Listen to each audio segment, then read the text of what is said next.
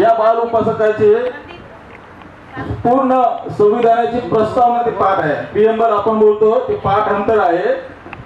तर हिमांशु भालेराव बाल उपासक आपल्या समोर ती प्रस्तावना सादर करेल. सर्वांना आता मी संविधान बोलून दाखवणार. हिमांशु.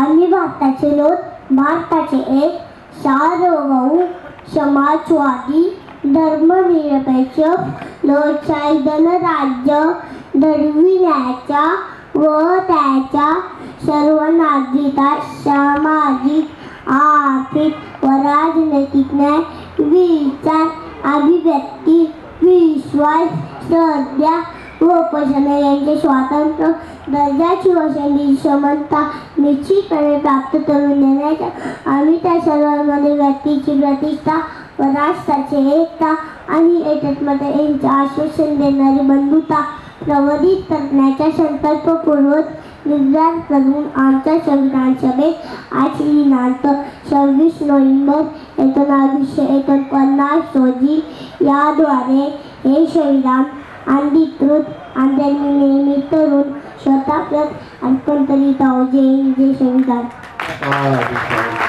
सर्वांनी एकदा बाल उपासकासाठी खूप सुंदर असं झाली पाहिजे. या ठिकाणी मार्गदर्शन केलेलं आमच्या छोट्या बाळाने